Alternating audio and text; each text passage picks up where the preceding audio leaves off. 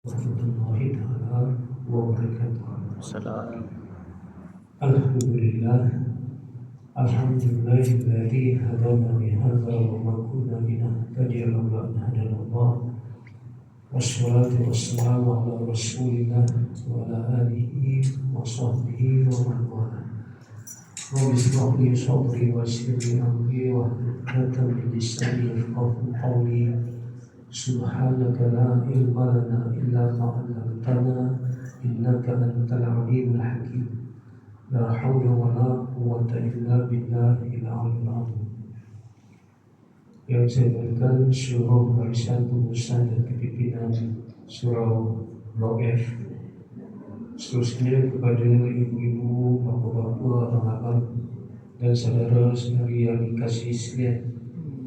Alhamdulillah, syukur pada Allah Subhanahu wa taala kerana Allah Subhanahu wa taala terus-menerus memberi hidayah kepada kita hingga dengan hidayah itu kita dapat datang untuk menyembahnya pada saat ini dan dapat duduk di dalam majlis ilmu, iaitu Taman Syurga. Hidup ini adalah satu permusafiran. Kita di dunia tidak akan selamanya. Kita akan kembali ke kampung asal kita, iaitu di akhirat.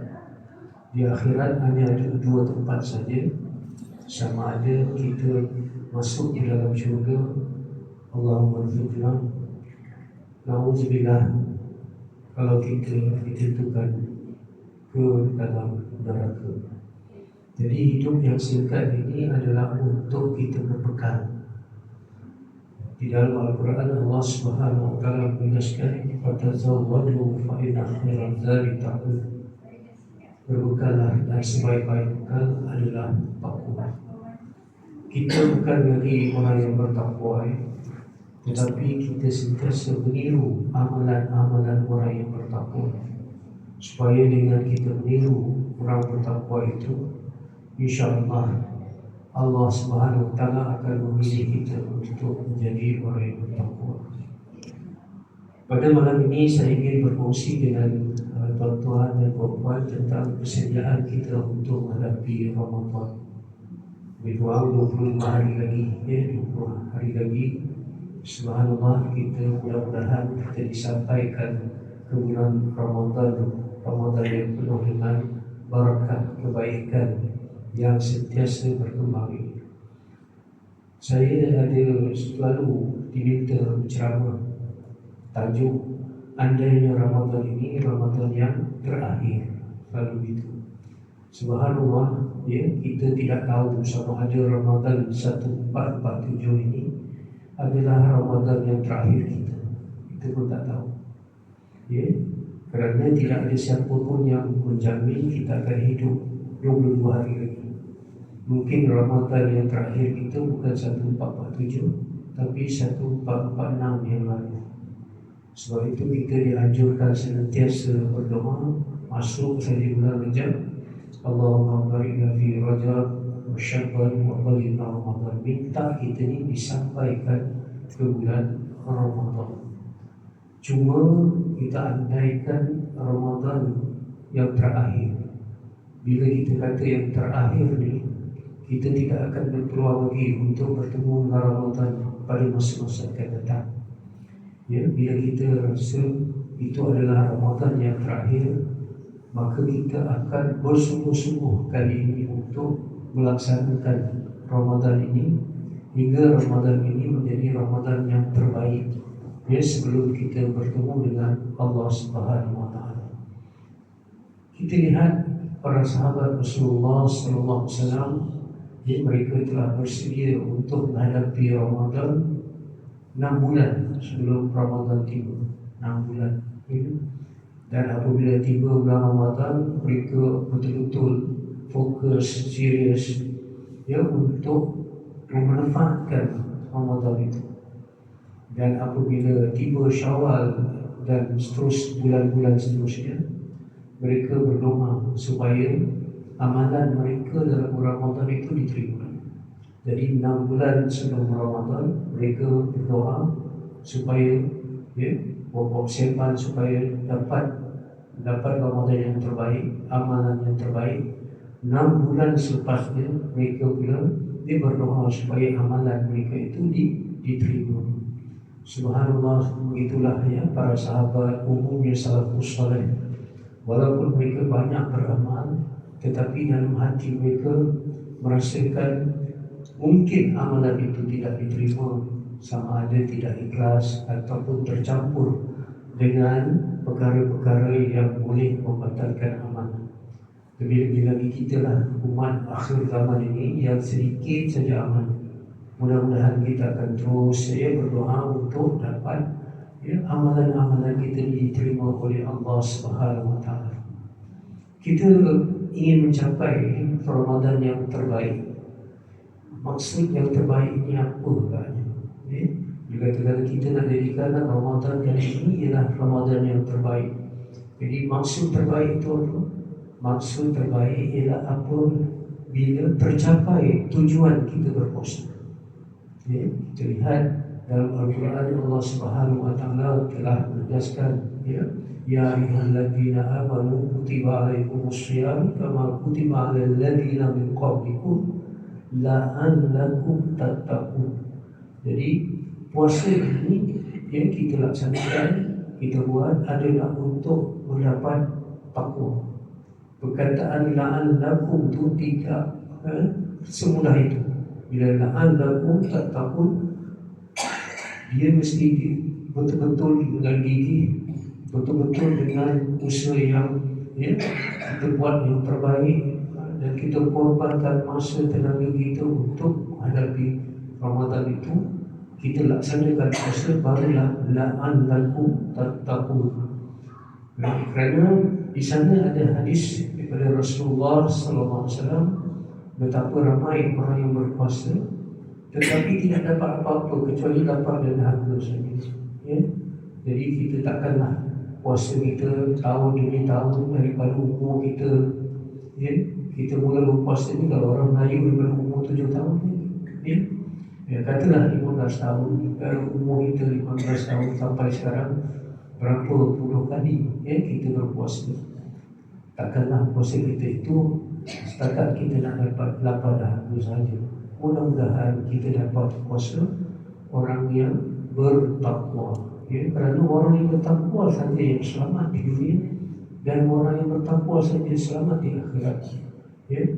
Tadi kita cakap tentang syurga. Allah menegaskan dalam Quran, "Uiddat lil muttaqin." Syurga itu disediakan untuk orang yang bertakwa. Tidak ada kata syurga ini disediakan untuk orang Islam, tak. Tetapi orang yang bertakwa.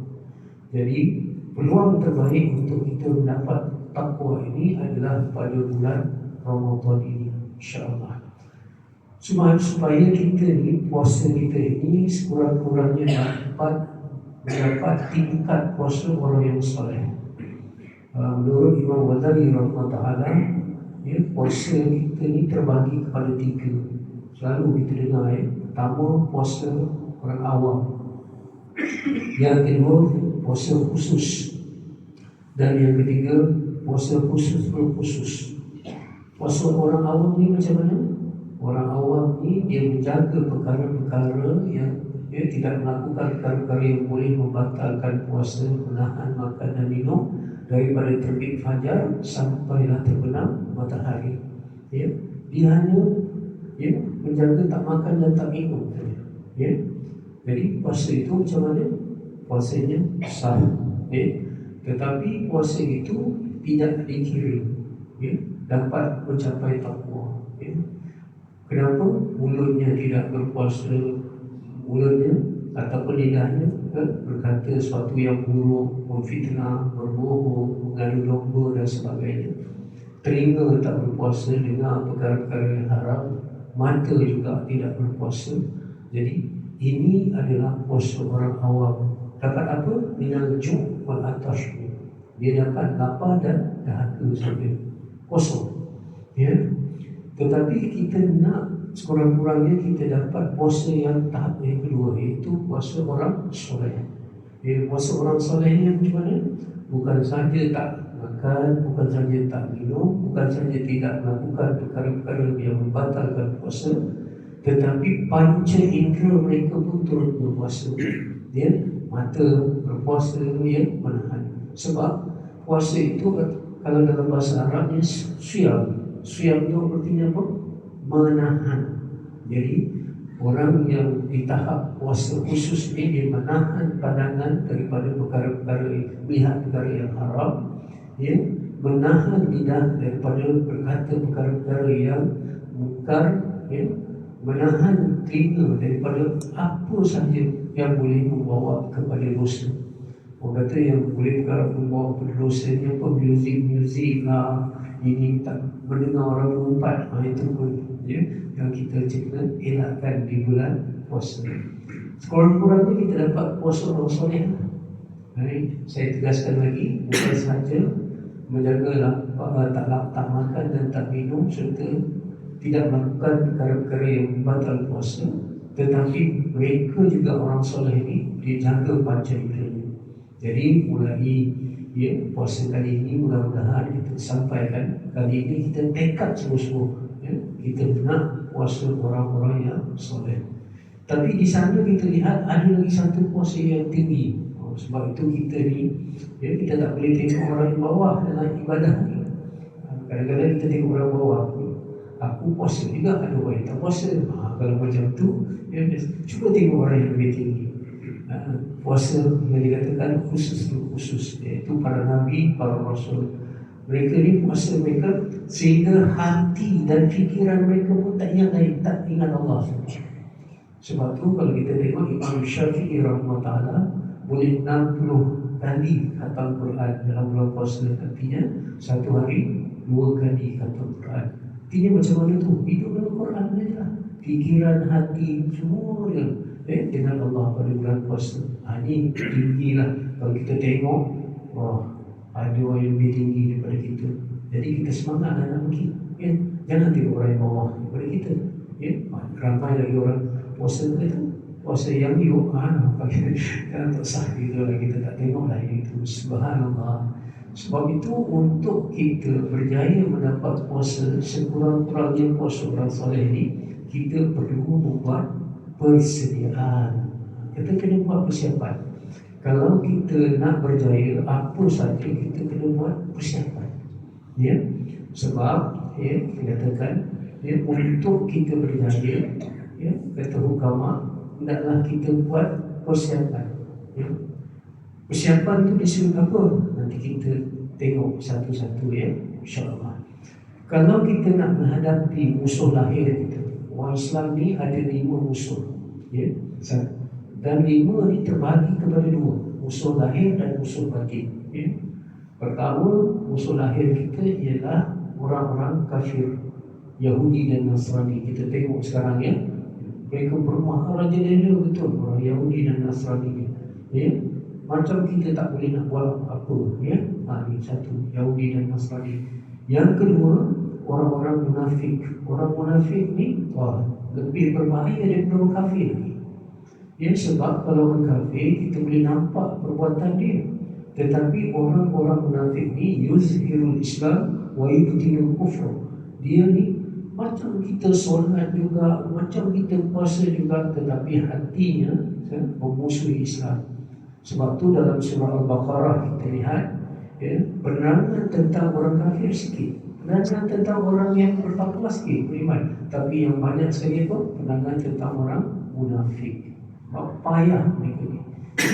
Kalau kita lihat bahasa Melayu dulu ada kata apa? Seperti gunting dalam lipatan, ya, musuh dalam selimut, ya. Backstabbing, orang kata daripada belakang dia memusuhi kita, ya. Yang ketiga, ini kita kena jaga, iaitu orang mukmin juga, orang muslim juga, tetapi muslim yang hasad dengki, ya. Di kalangan kita sama kita yang hasad dengki, ya. Ini bukan saja melibatkan orang awam macam kita ni, tapi ulama sama ulama pun ada hasad dengki, ya.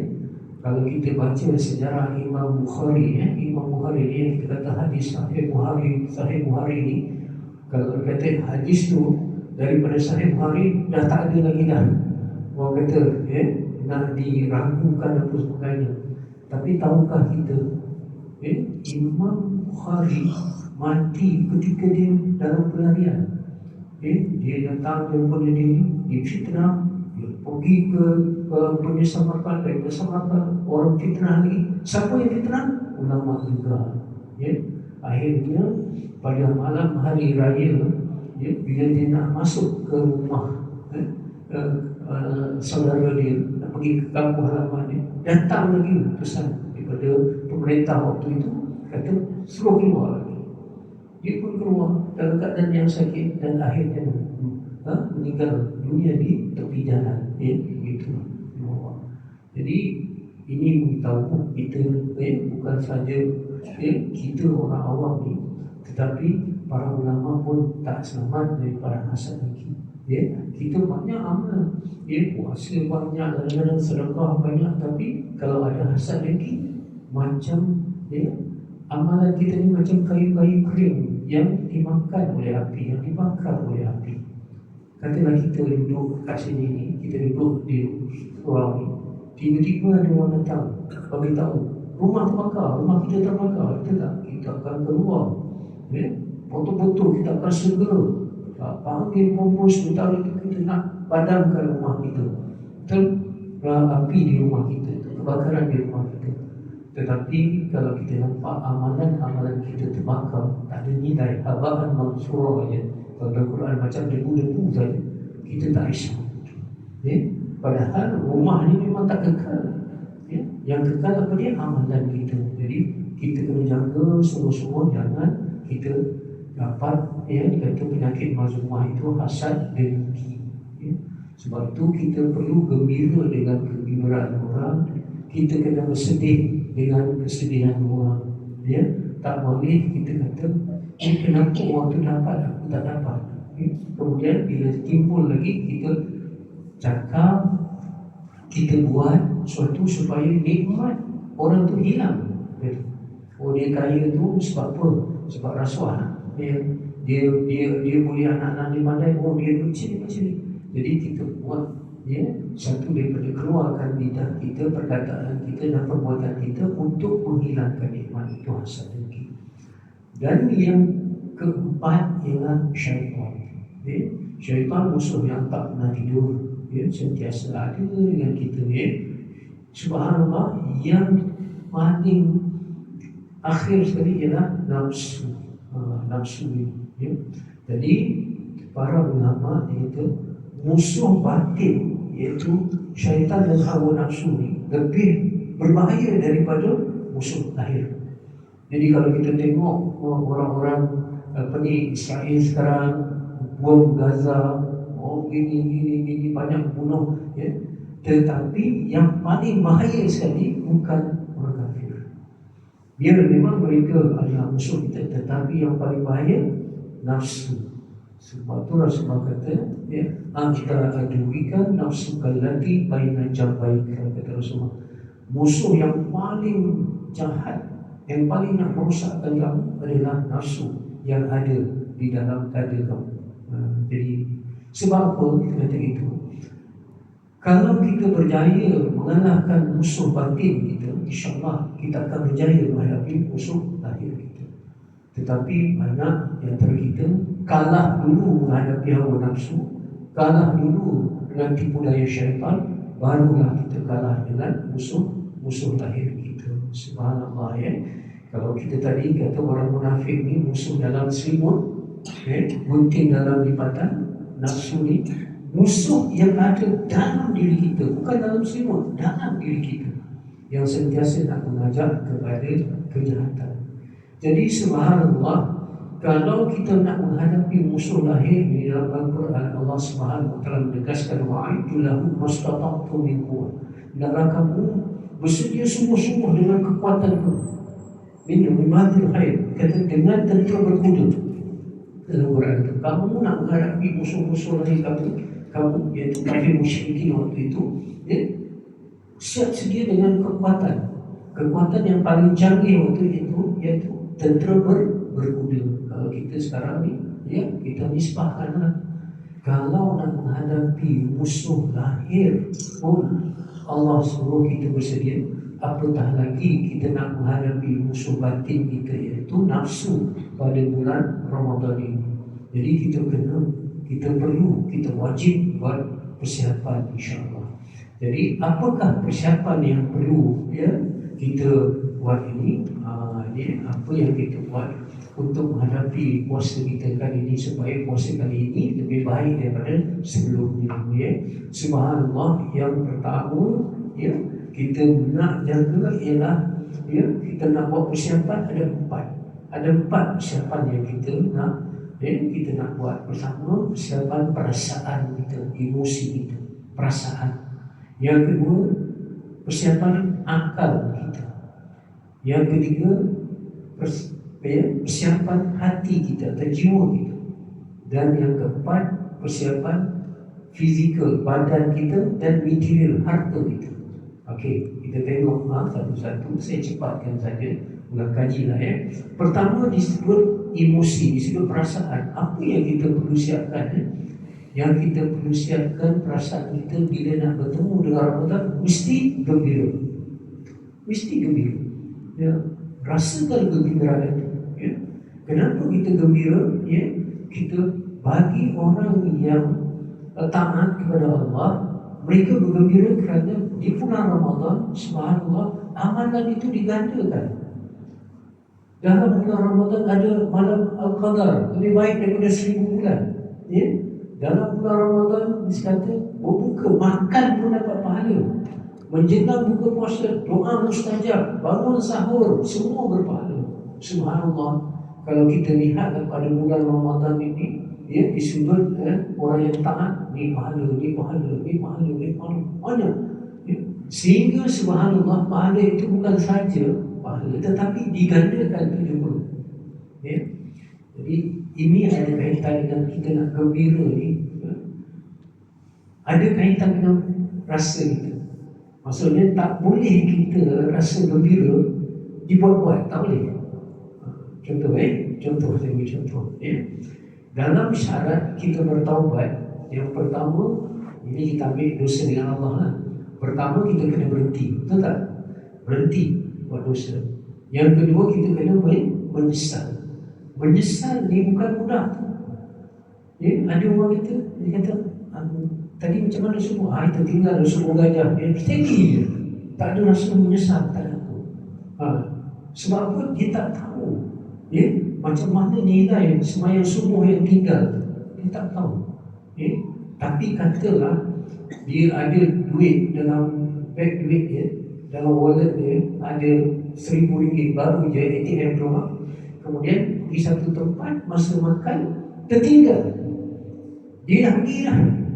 Tertinggal duit dalam beg duit tu ada RM1,000. Macam mana dia rasa?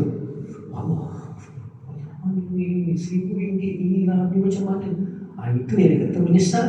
Betul. Tapi kalau orang tu tidak nampak bahayanya dosa tu neraka, dan neraka tu dosa yang paling ringan dalam mafhum sebuah hadis ialah dipakaikan kasut daripada bara api neraka, menggelegar otak orang tu. Jadi bila dia terbuat dosa, mesti kalau dia nak taubat mesti menyesal. Mesti menyesal. Itu datang. Jadi dia tahu mudaratnya. Begitu juga tentang bulan Ramadan ini. Kita tahu manfaatnya bagi orang dia. Bila orang yang yakin kepada, sebab tu ayat kutiba alaikumus syiyam tu, ya ayyuhalladzina amanu, wahai orang yang beriman. Sebab orang yang beriman saja timbul kegairahan, dorongan yang kuat untuk menghadapi bulan Ramadan. Dia semangat. Saya buat contoh macam ni lah. Katalah bila sekarang ni ada mall kita, SB Mall ke ataupun Ion ke apa, dia buat satu rangkaian rentang besar, ada diskaun 50%, ini potongan harga macam ni. Bagi orang yang tak kaki shopping, dia tengok biasa Bagi yang kaki shopping tu 50%, 70%, gigil tu. Sebab apa? Dia minat benda tu. Jadi begitu juga orang yang akan terdorong nak rebut peluang pahala yang berganda bulan puasa ni orang yang yakin apa? Kepada syurga dan neraka. Orang yakin pada hari akhirat. Kalau tidak, biasa-biasa sajalah. Betul gitu. Subhanallah, Ramadan ini perlu gembira bagi orang yang satu taat. Orang maksiat pun, orang yang berdosa pun patut gembira pada bulan Ramadan. Datang Ramadan ni, pintu keampunan dibuka seluas-luasnya. Kan kita tengok di dalam mafhum sebuah hadis, Allah mengampun, Allah Maha Pengampun, tetapi Allah lebih pengampun lagi di bulan Ramadan. Seperti mana Rasulullah pemurah, tapi dalam bulan Ramadan lebih pemurah. Sebab itu bila Siti Aisyah bertanya kepada Rasulullah SAW, apa yang perlu aku minta doa kalau bertemu dengan malam Al-Qadar? Apa doa dia? Apa nak minta? Kalau kita tengok ini Ummahatul Mukminin, Siti Aisyah, isteri Rasulullah, pernah dalam satu seribuan wahyu turun kepada Rasulullah. Hebatnya Siti Aisyah. Tapi itu pun bila ditanya kepada Rasulullah apa yang patut dia minta, dia ajar doa, Allahumma innaka afuwun tuhibbul afwa fa'fu. Wahai Tuhan yang Maha Pengampun, Al-Afu, dan cinta kepada keampunan, ampunkanlah dosa. Itu Siti Aisyah. Dan Allah gunakan perkataan untuk menisbahkan Al-Afu. Kalau kita tengok Al-Ghafar pun Maha Pengampun, Al-Ghafur pun Maha Pengampun. Tetapi kenapa Al-Afu? Al-Afu ni lebih tinggi daripada Al-Ghafar, lebih tinggi daripada Al-Ghafur. Jadi itulah kita perlu. Jadi walaupun kita dalam maksiat, walaupun kita dalam berdosa, kita gembira betul nak menghadapan Ramadan, kerana pintu keampunan dibuka seluas-luasnya, dan pintu kebaikan dibuka seluas-luasnya, dan pintu kejahatan ditutup serapat-rapatnya. Patutnya kita mesti dapatnya. Sepatutnya ikut rasional mesti dapatnya. Saya nak bercontoh macam mana Katalah dalam perlawanan bola sepak, semua pernah tahu lah tentang permainan bola sepak ini, tangsilan. Kita ni, pasukan kita dapat penalti. Wah, kalau dapat penalti tu, kita gembira lah, betul. Kadang-kadang orang buat-buat supaya dikasari dalam otak penalti tu supaya dapat penalti. Sebab peluang untuk gol, kalau kita dapat penalti tu tinggi. Sebab full back dah tak ada, yang ada goalkeeper je, betul tak? Dan jaraknya dekat. Jadi peluang untuk kita gol 70% atau 80%, tetapi cuba bayangkan, kalau kita dapat penalti, bukan sekadar penalti, tapi istimewa lagi, pintu gol ataupun gawang gol ni dilebarkan. Bola kecil ni dilebarkan. Goalkeeper diikat di tiang gol. Jarak antara tempat penalti tu, titik penalti itu didekatkan lagi. Wah, kalau ikut-ikutnya gol lah, betul ya? Gawang dah dibesarkan, penjaga gol dah mengikat. Apa maksudnya? Kebaikan itu kebaikan dibuka. Syaitan telah dibelenggu. Subhanallah. Kemudian ada orang setiap malam di bulan Ramadan nanti, insyaAllah, ada orang-orang yang telah tersenarai namanya sebagai daftar ahli neraka. Allahu Akbar. Ada ini daftar ahli neraka. Setiap malam ada nama yang diguburkan. Allah guburkan. Maksudnya bila gugur daripada daftar ahli neraka, masuk syurga lah, betul tak? Ada saja. Jangan anggap nama kita tak ada. Anggap saja nama kita ada. Dan kita menanti-nanti untuk insyaAllah sampai ke malam Ramadan itu, supaya insyaAllah kita dapat sungguh-sungguh peluang untuk bertaubat kepada dosa-dosa kita. Dosa yang kita sedar, dosa yang kita tak sedar, betul, yang kita lakukan terang-terangan atau yang sembunyi, yang kita rahsia dengan Allah saja dosa kita. Mudah-mudahan pada bulan Ramadan ini kita pulun sungguh-sungguh. Orang Kelantan kata habitat, betul-betul habis dia, maksud dia betul-betul nak dapat keampunan daripada Allah, ya. Subhanallah. Inilah yang persiapan yang pertama. Apa dia? Persiapan yang pertama ialah mesti gembira. Sekarang saya nak tanyalah kaum ibu lah, ya, mana gembira? Ya, satu Syawal pun satu Ramadan. Mesti kita kata bila dengar lagu balik kampung atau yang Sudirman dah bergerak dah balik kampung dah semua dah gembira. Tetapi kita mesti rasa gembira lagi untuk menyambut satu Ramadan berbanding satu Syawal. Sebab kita nak balik kampung yang asal kita. Kampung asal kita mana syurga. Sini tempat sementara je. Betul ya? Jadi kita nak balik kampung, ke kampung asal kita di dalam syurga. Sebab Nabi Adam AS untuk kita semua asal dari syurga. Kita nak pergi sana balik. Jadi apa yang kita perlu buat? Pertama tadi taubat daripada dosa-dosa.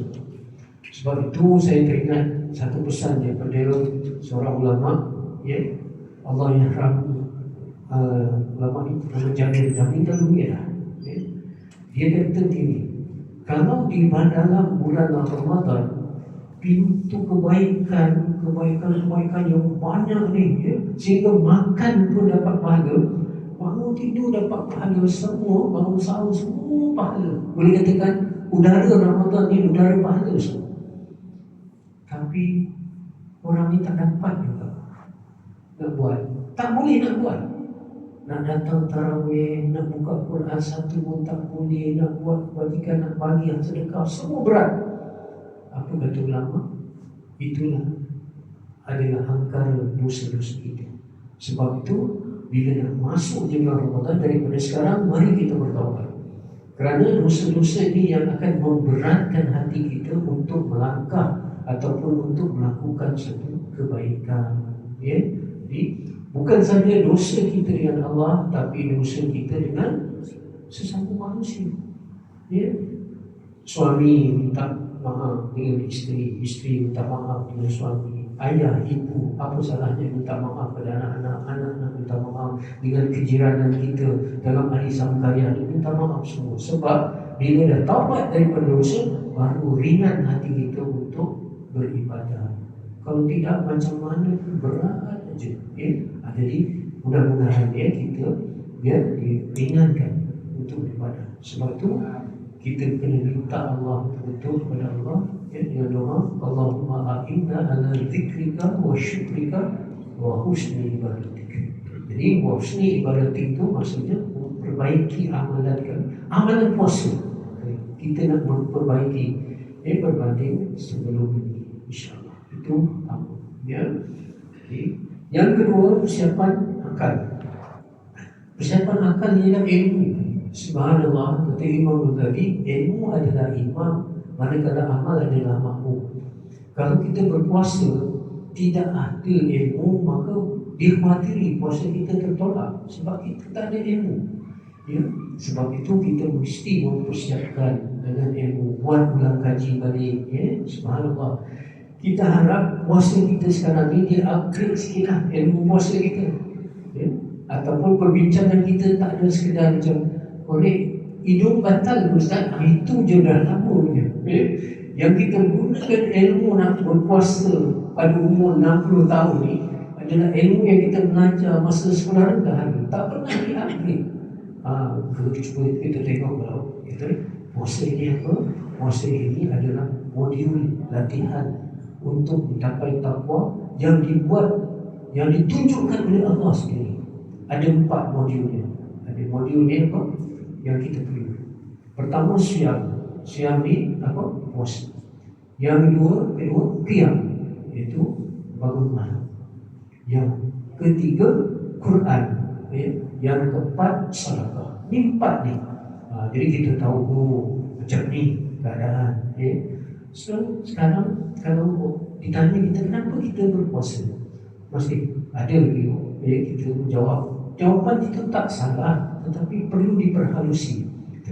Kenapa kita berpuasa? Kita nak rasa empati kepada orang yang miskin, yang selalu tak dapat makan, betul tak? Selalu kita simpati saja. Simpati itu memahami, tapi kalau empati itu merasakan. begini orang tak makan 12 jam itu kita rasakan. Jadi puasa untuk apa? Puasa untuk kita merasai empati kepada orang miskin. Bila kita kata itu, cuba kita tanya, kenapa orang miskin juga yang selalu lapar wajib juga berpuasa? Kenapa? Patutnya orang kaya yang selalu makan yang puasa, betul? Orang miskin dah selalu lapar puasa lagi. Punya berbeza kita orang miskin ni ketika dia meninggalkan makan minum, ketika tidak ada makanan dan minuman, berbeza. Dia tinggal makan dan minum kerana Allah, berbeza. Sebab tu kita nawaitu shaum ghadin ala syahr Ramadan hadhihi sanati lillahi ta'ala. Makanan ada dalam peti ais kita banyak, dalam ini banyak, tetapi kita tinggal kerana Allah. Orang miskin pun selalu tak dapat makan, tetapi dia juga tinggalkan makan minum kerana Allah. Kenapa? Jadi Allah SWT akan permudahkan kita. Baik, ini satu lagi kita tengok. Minta maaf ini sebagai satu muhasabah. Kalau kita bulan puasa ni, katalah kita mandi air yang kita cedok ni ataupun shower yang kita pakai ni termasuk dalam mulut kita. Dan besar-besar macam ni, saya nak tanya, minum atau tak minum? Tak minum. Walaupun dalam bilik mandi tu kita seorang je, sebab kita jaga puasa kita. Betul? Jadi puasa membina sifat yang kata integriti, jujur dan amanah. Betul? Satu titis air masuk pun kita luahkan. Sepatutnya orang yang begini dia akan tinggal bersuah. Dia tinggal perkara yang haram. Dia tinggal kalau dia berniaga tipu bulan bazar Ramadan, kadang-kadang orang sakit perut. Semalam punya dia recycle balik. Kenapa? Kalau satu titis air pun kita masuk, kita keluarkan kerana takut pada Allah, kerana nak jaga puasa. Di luar bulan Ramadan sepatutnya kita lebih jaga, tak makan rasuah, tak tipu dan sebagainya. Baik, dalam bulan puasa kita tengok perkara-perkara yang halal pun kita boleh tinggalkan. Siang hari bulan Ramadan makan, halal kan? Haram. Bersama dengan isteri, halal, haram. Betul. Jadi kalau di bulan Ramadan kita dilatih sehingga mampu meninggalkan yang halal, kalau di luar bulan Ramadan lebih mudah kita tinggalkan yang haram. Betul. Sebab yang halal pun kita boleh tinggal. Tetapi oleh kerana kita puasa ni hanya ritual saja, amalan nenek moyang. Kenapa kita puasa? Datuk kita puasa, nenek kita puasa, puasa kita dah hilang. Subhanallah, apa tujuan? Bulan puasa adalah latihan, bulan mujahadah. Sebab tu kita lihat sebagai perbandingan kita tengok sikit perbandingan. Kalau kita pergi tengok masjid besar di Shah Alam tu, Sultan Abdul Aziz, itulah kadang-kadang ada pelancong datang. Pelancong-pelancong yang perempuan kadang-kadang mereka tidak tutup aurat, betul tak? Jadi ada jubah khas supaya mereka nak masuk dalam masjid pakai jubah tu, di luar masjid ni tengok selfie dan sebagainya. Dah habis semua tengok, kemudian mereka nak pergi balik, masuk dalam bas pakai jubah. Buka jubah, tinggal kat tempat tu balik. Betul? Macam itulah kita dalam bulan puasa. Yang kita dah tinggal dah, yang ini yang haram pun, yang halal pun kita tinggal semua. Boleh bangun malam solat tarawih sampai 8, sampai 20 dan sebagainya. Takkan tak boleh kita jaga solat 5 waktu. Betul? Tetapi oleh kerana cara kita berfikir, mindset kita, cara kita berfikir ni, ini bulan puasa, kita tak boleh. Di luar bulan puasa, tak boleh balik. Jadi ini kita harap. Okey. Jadi ilmu kita tambahlah macam mana di seluruh adab kita berpuasa, macam mana kehalusan kita berpuasa. Dan dalam puasa ni ada soal akidah, soal syariat dan ibadah, dan soal tasawuf atau akhlak. Walaupun puasa ni kalau kita tengok dia masuk dalam rubuk bahagian apa? ibadat, betul? Puasa ni macam solat, betul? Tetapi di situ pun ada tasawuf dia. Ya? Itu sebab itu kita kena tinggalkan bohong, ya?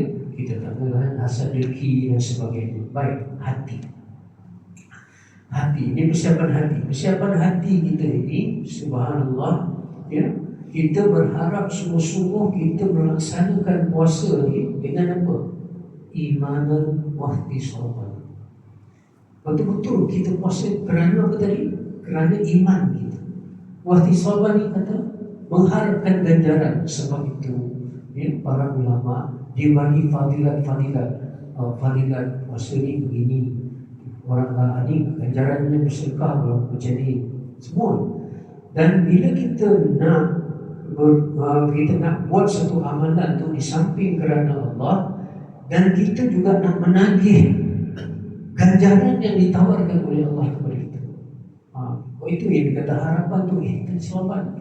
Ya, macam kita kata, malam Al-Qadar ni lebih baik daripada 1000 bulan. Dengar ya, perkataan 1000 kata ulama bukanlah antara 1000 tu daripada nombor 999 dengan 1001. Ya, dia tengah 1000 bulan. Dia lebih daripada itu. Contoh, kalau kita umur kita sekarang 60 tahun kita. Tahun ni kita dapat malam Al-Qadar. Bila malam Al-Qadar ni, malam hari itu lebih baik daripada semua hidup kita. Semua hidup kita daripada dulu. Subhanallah. Sebab itu kita betul-betul bukan menunggu Al-Qadar, tetapi memburu Al-Qadar. Ya? Dengan apa? Persiapannya, persiapan kita bukan saja malam itu, tetapi di siang itu. Kata Imam Ghazali rahimahullah ta'ala, ya, kadang-kadang orang itu berat untuk qiyam. Kenapa dia berat untuk qiyam? Kerana siangnya dia terlibat dengan maksiat. Jadi sebab itu tinggalkan dosa di siang hari menyebabkan kita boleh beribadah qiyam di malam hari. Subhanallah, kita mesti rasa takut. Ya, bila ulama takut amalan kita tak sempurna. Kan kita selalu dengar, ya, Rasulullah SAW naik mimbar, naik amin, 3 kali amin, 3 kali amin. Apa dia? 3 tu kita dah tahu dah. Yang pertama apa dia? Orang yang ada ibu bapa yang telah tua tapi tak menjadi sebab untuk dia mendapat pahala dan juga kebaikan yang banyak. Yang kedua, orang yang disebut nama Rasulullah tapi tidak berselamat. Yang ketiga, orang yang masuk dalam bulan Ramadan tetapi dosanya tidak diampunkan. Kata Rasulullah, celaka. Jadi kita takut ni masuk bulan Ramadan, memang kita gembira tapi ada rasa takut juga. Kita kepada yang dikatakan celaka tadi kalau kita tak dapat ampunan. Jadi hati kita apabila nak sampai ke bulan Ramadan ada takut.